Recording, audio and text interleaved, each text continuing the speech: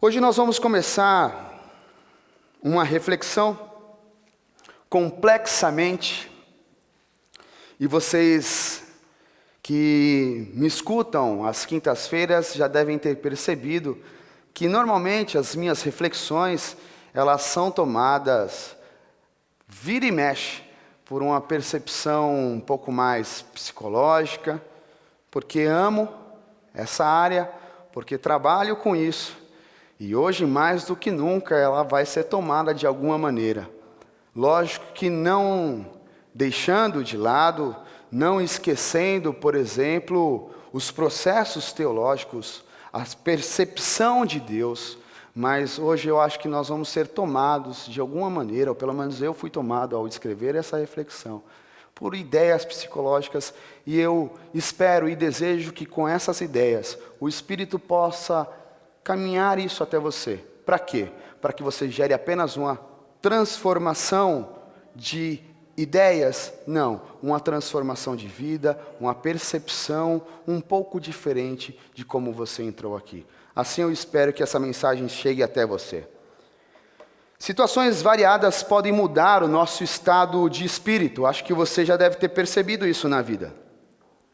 É a partir dos acontecimentos que a vida vai tomando forma enquanto ser. As coisas vão acontecendo, a vida vai acontecendo, os incidentes vão acontecendo, as alegrias, as tristezas vão acontecendo, e nós vamos tomando forma enquanto ser. É a partir da nossa percepção das circunstâncias que nós também vamos formando a nossa personalidade. As circunstâncias acontecem, nós fazemos uma leitura disso, e a partir dessa leitura, que é nossa, que não é universal, que não é única, nós vamos formando a nossa personalidade. Isso faz parte do humano. A nossa estrutura psíquica, a nossa constituição enquanto ser, é uma coxa de retalhos. Sejamos sinceros. Nós somos uma coxa de retalhos. São muitas histórias que nós nem lembramos mais, que nós nem percebemos mais, mas que estão aqui, que fazem parte da forma como o Will pensa, deixa de pensar, reage e tudo mais. Somos uma coxa de retalhos alinhavada de uma forma muito frágil. Todos nós somos assim. A mente humana, como bem diz o tema, é muito complexa. Ou não? A nossa mente é complexa demais. Ela nos prega peças. Diversas vezes ela nos coloca em circunstâncias que nem imaginávamos. Nós somos assim. Facilmente nós somos pegos em armadilhas que eu mesmo construí, sem nem perceber. Construí e de repente caiu como um pato. Sem nem perceber, aconteceu. Somos assim. Isso mostra que a vida não é feita para amadores. Viver não é algo para amadores. Simplesmente os sentimentos, as emoções, elas brotam dentro de nós. E isso é difícil. Porque é aquele famoso ditado que você já ouviu, aquela brincadeira, não pense no elefante branco, ponto, pensou. Porque algumas coisas, nós não temos o controle. Brotam, aparecem. Quanto menos esperamos, lá está. Alguma coisa acontecendo na nossa mente, no nosso pensamento. Nós somos assim. Quando me refiro à mente, eu não estou dizendo sobre cérebro. Não. Eu não estou falando sobre um pedaço biológico que está posicionado estrategicamente no nosso corpo. Não é isso. Não é isso que eu quero dizer. Quando estou falando sobre mente, eu estou falando sobre a psique humana. De alguma maneira estou falando sobre a alma do ser humano. Estou falando de um lugar onde nós colocamos ou guardamos, ou lá estão depositados as nossas alegrias e as nossas tristezas também. É o lugar onde eu me recordo quando andei de bicicleta pela primeira vez, isso me traz uma sensação magnífica. É o lugar onde eu me recordo quando pego o meu filho pela primeira vez no colo, e isso me enche de alegria.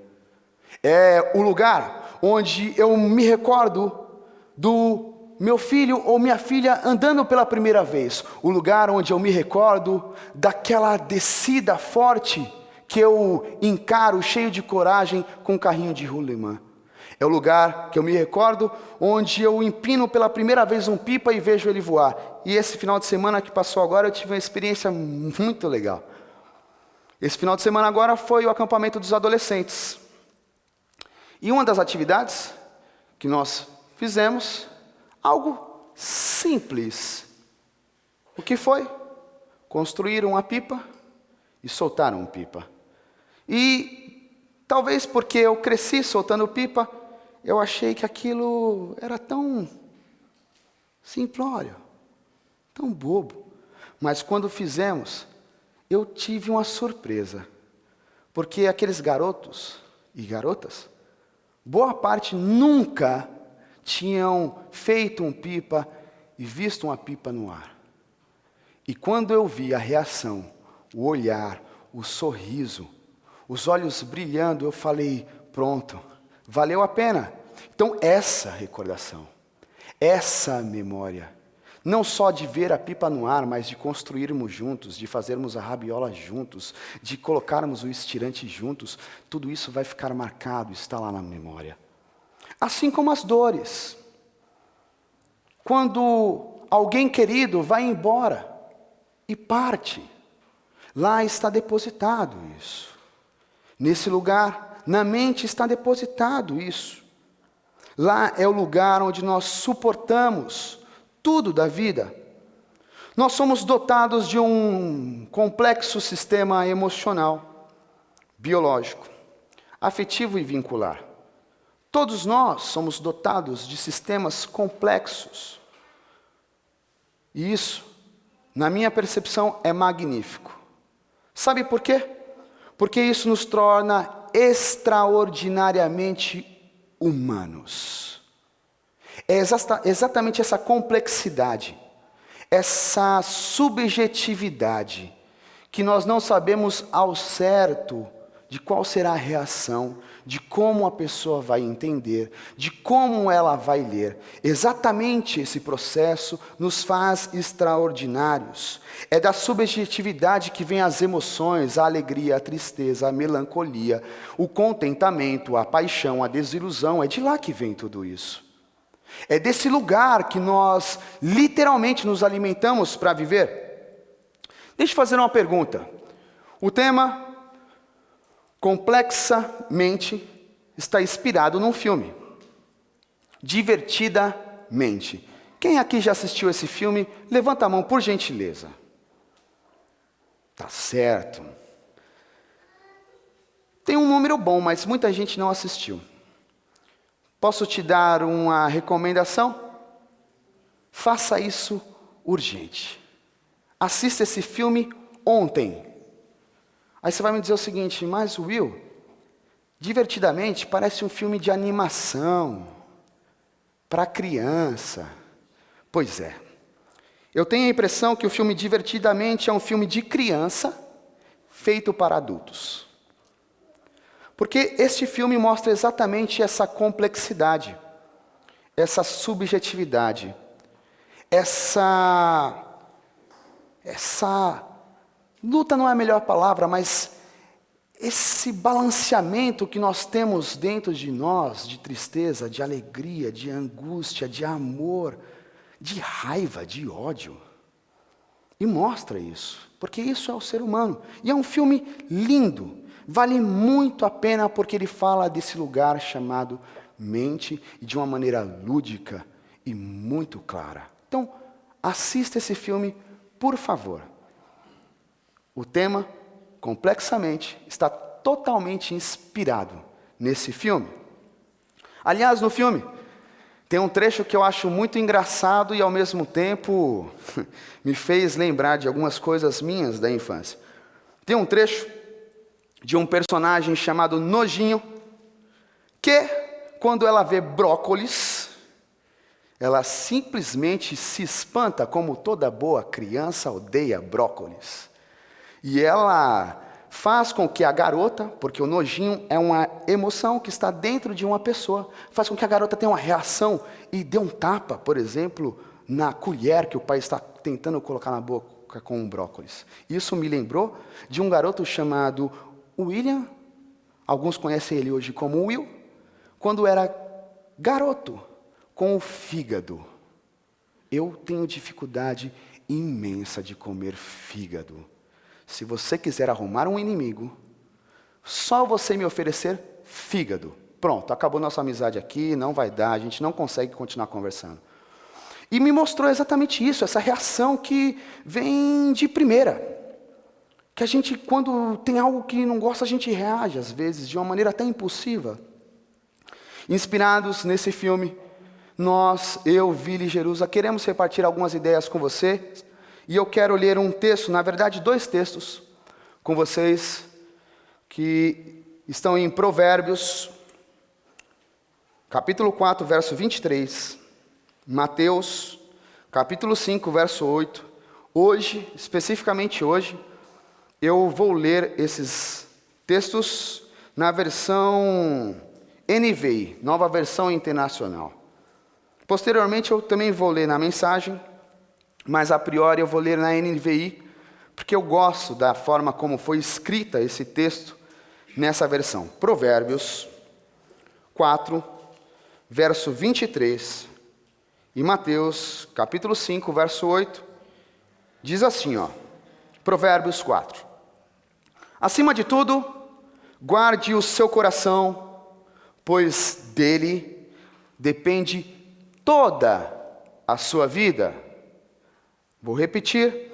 Acima de tudo, guarde o seu coração, pois dele depende toda a sua vida. Mateus 5, verso 8, Jesus no Sermão do Monte, nas bem-aventuranças, diz também o que nós vamos ler agora. Disse Jesus: bem-aventurados os puros de coração, pois verão a Deus. Quando eu leio esses 2 textos, eu olho para a palavra coração e aqui logo me remete a essa ideia de alma, de mente, desse lugar profundo do ser humano, desse lugar onde nós guardamos as nossas memórias, boas e ruins, desse lugar que nos constitui como ser. Tanto em Provérbios quanto em Mateus, nós temos a palavra coração, e quando eu leio e percebo essas palavras aqui, talvez com você seja diferente, mas comigo logo me remete a esse lugar onde nós temos um contato íntimo com Deus, a nossa alma, onde nós guardamos todos os nossos tesouros. E para tentar deixar isso de uma forma mais clara, agora eu vou ler na versão Nova Mensagem Internacional, aliás, na versão A Mensagem, porque eu acho que deixa um pouco mais claro isso. O texto de Provérbios na versão A Mensagem diz assim, vigie sempre os seus pensamentos, deles depende a sua vida. A palavra coração é trocada por pensamentos, mente, esse lugar profundo do ser humano. Mateus diz assim: abençoados são vocês, que puseram em ordem seu mundo interior, com a mente e o coração no lugar certo. Assim, vocês poderão ver a Deus no mundo exterior. Baixe sua cabeça, vamos ter mais um momento de oração.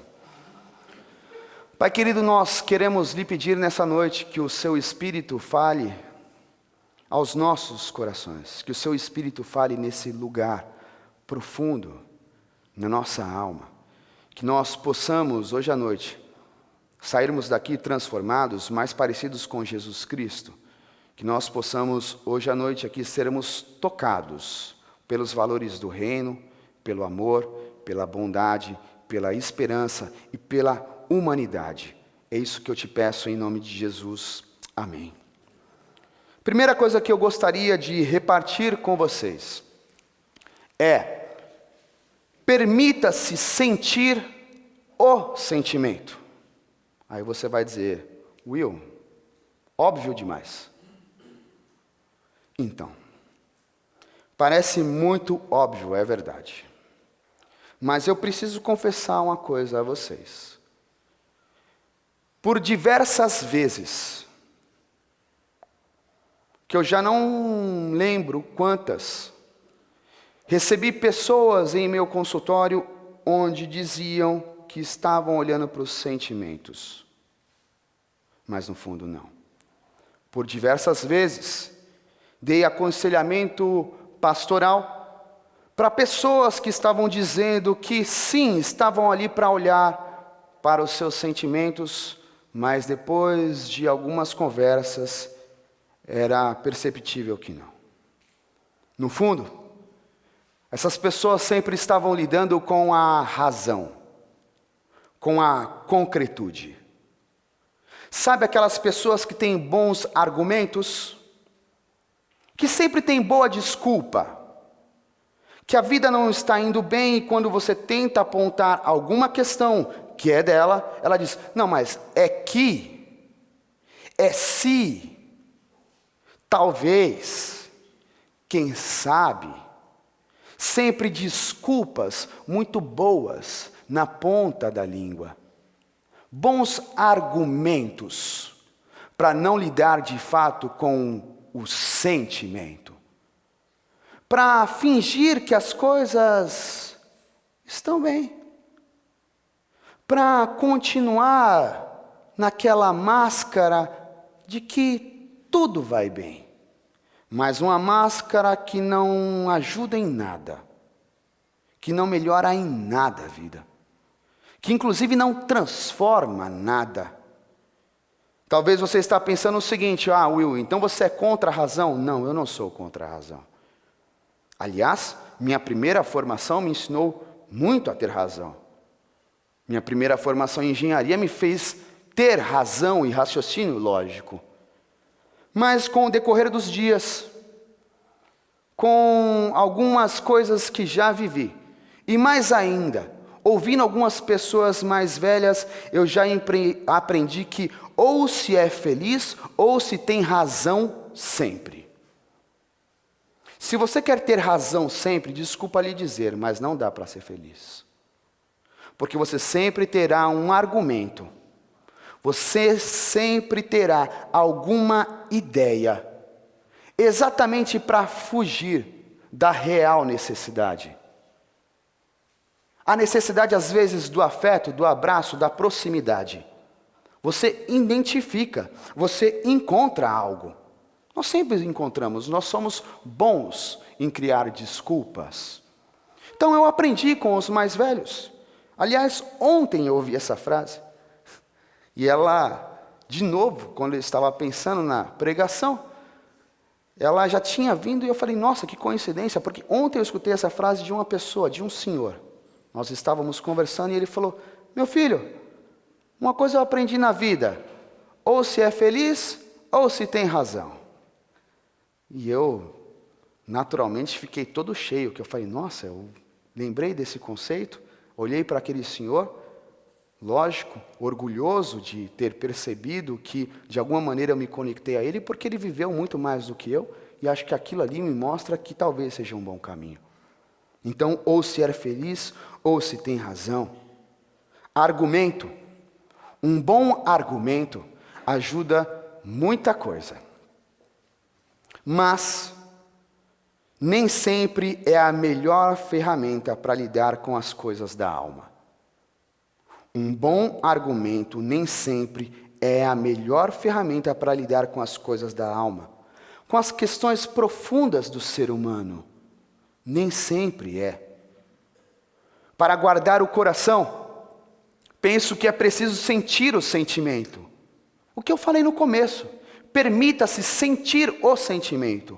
Parece óbvio, mas para guardar o coração. para você continuar sendo alguém que é sensível, que é tocado pelo outro, para você continuar sendo uma pessoa que ama, nós precisamos nos permitir sentir o sentimento, seja ele qual for.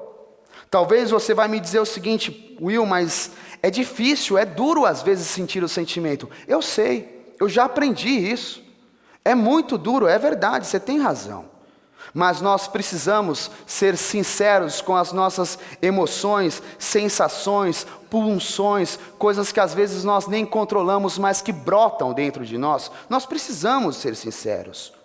Porque quando nós somos sinceros com isso, nós podemos possibilitar uma vida mental saudável e uma vida espiritual saudável. Porque na minha concepção, a vida humana e a vida espiritual têm total conexão. Se as coisas dentro de você não estão bem, desculpa lhe dizer, mas é difícil estar espiritualmente bem, porque você está tomado do estresse, da raiva. E isso te faz estar perdido do que é vida plena e verdadeira que Jesus diz. Então, acho que nós precisamos ser sinceros. Olharmos para isso de fato. É o sentimento que mantém as engrenagens do coração e da alma lubrificados. É o sentimento. Por mais difícil que seja, por mais complexo que seja. Voltando ao filme, divertidamente, tem um determinado momento que a menininha, a garota, chamada Riley, ela tem uma lembrança dolorida, difícil, como muitos de nós temos. E essa lembrança a faz chorar.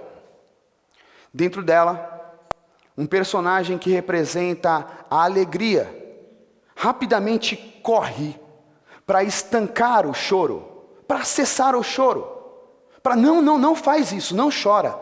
Nós temos que estar alegre o tempo inteiro.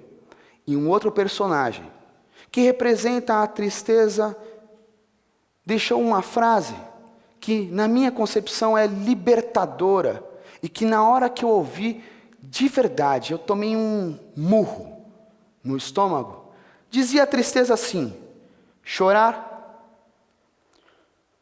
faz eu me acalmar, a suportar o peso dos meus problemas. Às vezes nós esquecemos disso.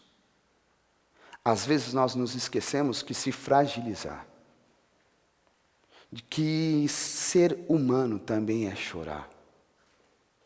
Às vezes nós nos esquecemos que a nossa referência de Deus chorou.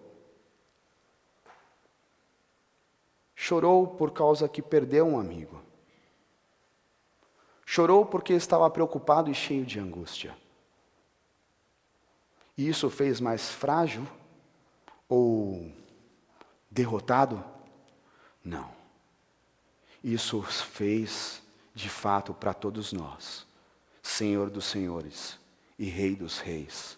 Porque a partir desse processo, ele consegue identificar forças para continuar correndo, existindo, transformando e sendo de fato um ser humano capaz de transformar a vida. Eclesiastes 7:3 diz: chorar é melhor que rir, pois as lágrimas no rosto limpam o coração. Acho lindo esse texto. As lágrimas no rosto limpam. Aquela sensação que nós temos após chorar, de estarmos leve, que parece que uma pedra de 2 toneladas saiu das costas. É exatamente isso que Salomão está dizendo. Limpou o coração. Está leve. Porque você não tentou ser super-herói, Mulher Maravilha. Você foi só Will, Patrícia, Pedro, Joana, que às vezes chora, que se permite sentir. Se permita ser humano. Não chorar nunca é robotização. Pelo menos para mim. Se você não chora nunca, desculpa lhe dizer, mas isso é robotização. Em algum momento você passou por um processo de lobotização homeopática. Sabe aquele processo de transformação da mente? Lobotomia. Você passou, de alguma maneira você passou por isso. Porque chorar é humano, faz parte.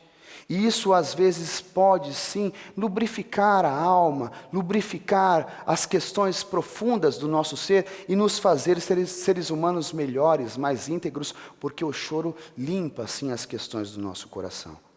Então comece a sentir o sentimento e deixe o argumento para depois. Se quer viver uma vida abraçado a Cristo, deixa eu lhe dizer uma coisa. Jesus Cristo viveu sentimentos verdadeiros nos vínculos que construiu e deixou argumentos para depois. Primeiro, Jesus acolhia, cuidava, falava, se relacionava, chorava. Argumentos ficam para depois. Exatamente porque o que Ele quer construir é vida, e vida verdadeira. E isso acontece quando nós nos abrimos para essa possibilidade. Segunda coisa, encontre um caminho do meio. Como assim, Will? Provavelmente você deva estar pensando que essa é uma dura tarefa, encontrar um caminho do meio. Ou inclusive parece que você está muretando em encontrar um caminho do meio. Não, não quero muretar. Quero talvez te dar uma outra possibilidade. Nós, principalmente nós, homens, temos dificuldade imensa em mostrar os nossos sentimentos e muitas vezes queremos controlar os nossos sentimentos. Porque inclusive isso parece nos fazer mais másculos, sei lá eu. Nós queremos sempre controlar tudo, mas deixa eu te dar um conselho. Se é que eu posso dar algum conselho. Tanto para você homem, como para você mulher. Não faça isso. Não faça de você mesmo uma bomba relógio ou uma panela de pressão sem válvula de escape. Porque é isso que você está fazendo. Se você não demonstra o que sente, se tudo fica aí dentro, desculpa lhe dizer, você está se transformando numa bomba relógio ou numa panela de pressão sem válvula de escape. E você pode até me dizer o seguinte, mas você é muito jovem para falar um negócio desse, Will. É verdade, eu sou muito jovem, mas eu lido com gente todos os dias. E eu confesso para você, exatamente por lidar com pessoas todos os dias, eu já tive sim várias experiências de pessoas que não demonstravam sentimento e literalmente explodiram. Porque não lidam com o sentimento. Porque não encontram um caminho do meio. Porque acham que vida é sempre ser essa pessoa dura, rígida, que não olha para os lados. Eu sei que isso é muito difícil. Eu sei que colocar as armas no chão e literalmente se lançar nessa aventura da relação, de sentir o que bate aqui dentro, o que pulsa aqui dentro, é muito difícil, eu sei disso. Mas por favor, seja um pouco mais maleável com você. É você que vai sair ganhando com isso, de verdade. É você que sai ganhando e as pessoas que você ama também saem ganhando porque você se transforma num ser humano melhor. No texto que nós lemos, Mateus 5:8, fala exatamente de um lugar interno, de colocar ordem no mundo interior. Mas eu acho que não é possível colocar ordem num espaço sem antes saber o que há lá dentro. Não é possível. Não dá. Nós não podemos, por exemplo, arrumar um porão sem antes escancarar a porta e dar de cara com toda a poeira que ali está. Não dá. Nós precisamos, literalmente, entrarmos, mergulharmos nos sentimentos, nas coisas que estão aqui dentro. Não dá, por exemplo, para fecharmos nossas portas, nossas janelas, nos fecharmos para as relações, ou ficarmos apenas com aquele olhar de poker face, sabe? Tudo bem? Tudo bem.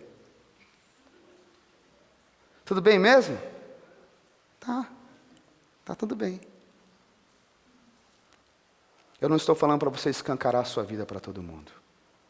Não faça isso também, não. Mas, por favor, seja pelo menos sincero consigo mesmo.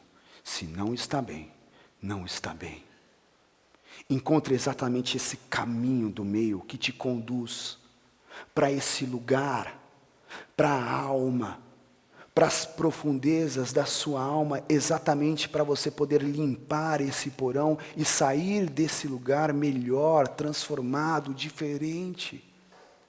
Para você sair desse lugar, exatamente uma pessoa que pode proporcionar vida e gerar vida para você e para os que estão à sua volta, por favor. Não dá para seguir a vida inteira. Não dá para seguir a vida inteira com essa máscara ou essa face de poker face, porque em algum momento você vai explodir. Desculpa lhe dizer, eu não sou profeta, nem sou adivinho.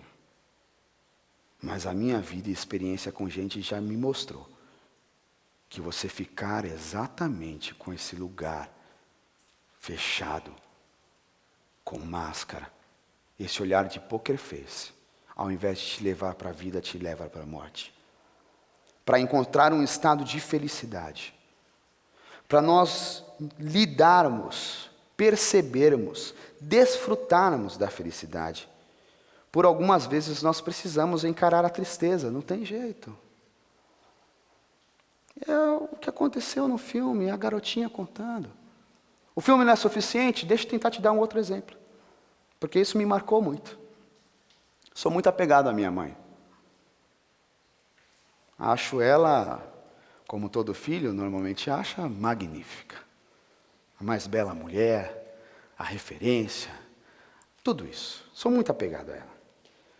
E eu me recordo, quando eu fui casar, rolou um misto de sentimento.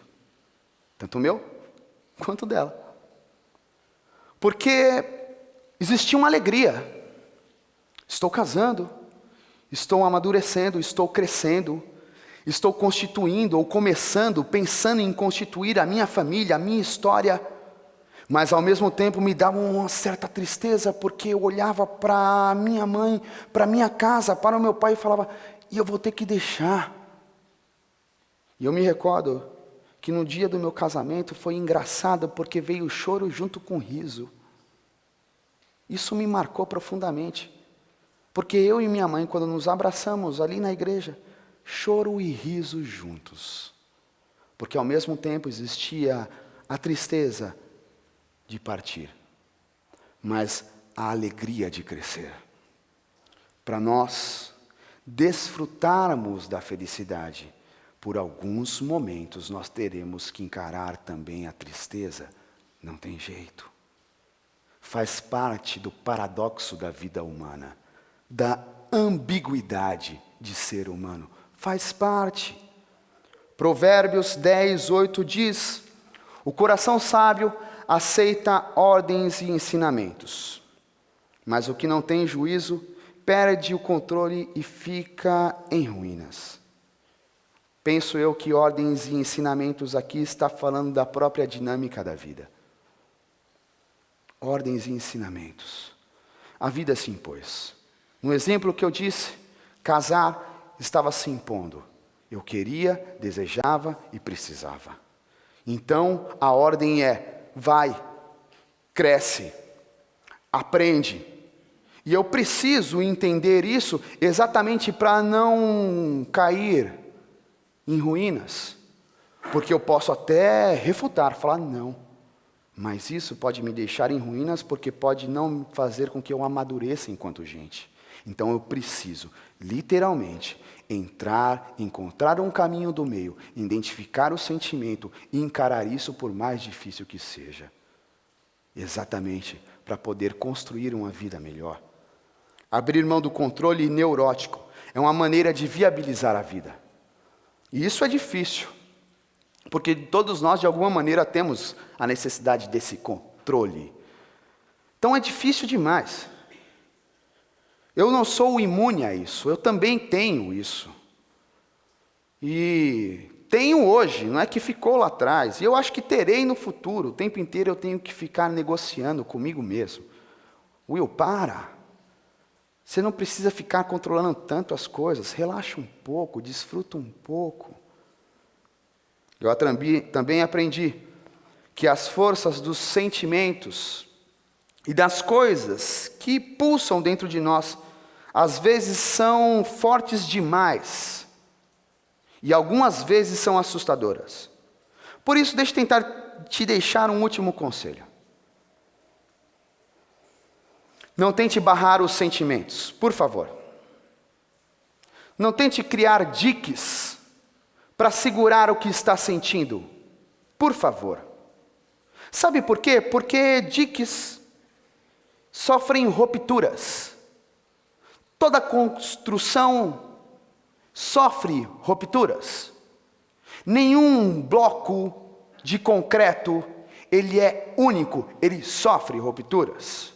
Então não tente criar barreiras e diques para segurar o sentimento, porque no decorrer dos dias, no dia a dia, com a pressão da vida, com as questões que acontecem, com as pulsões internas, esse dique não será eficaz.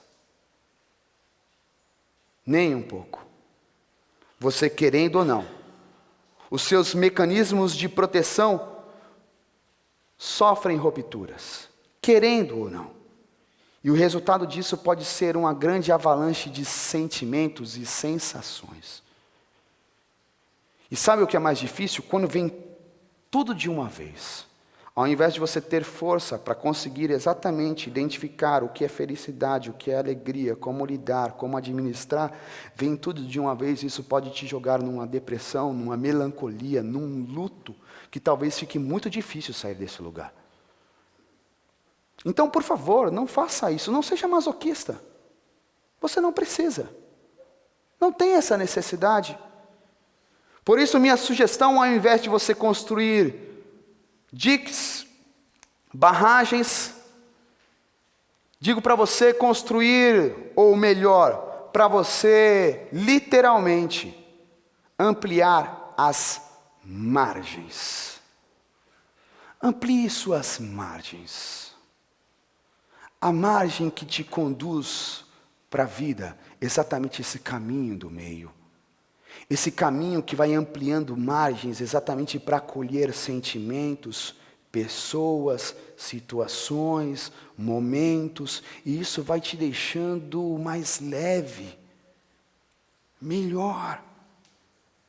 Se lance nesse labirinto. Eu gosto muito de ditado popular. E é uma ideia popular que para mim é de uma sabedoria imensa. Nunca cheguei a verificar ou comprovar se é verdade. Acho que sim. O rio corre para o mar. Se o rio corre para o mar, não adianta você ficar tentando construir barreiras. Ele vai correr para o mar. Então, ao invés de ficar lutando contra o rio, prefira ampliar as margens para construir o melhor caminho na condução de um oceano de vida, de um mar de existência. Quando nós fazemos isso, quando nós encontramos o caminho do meio, na minha percepção, é encontrar uma fonte de vida que nos liberta da dureza, da concretude, de achar que somos capazes de resolver tudo sozinhos. Quando nós encontramos esse caminho do meio, de alguma maneira, nós somos apresentados da possibilidade de desfrutarmos de rios, de águas vivas que fluem dentro de nós, porque Ele é Emmanuel. Eu sou, Deus conosco e está dentro de você, e se você tiver coragem de ampliar essas margens e mergulhar na profundeza da sua alma, tenho certeza que você terá uma vida mental, espiritual, relacional, muito mais frutífera, porque daí sairão os frutos do Espírito.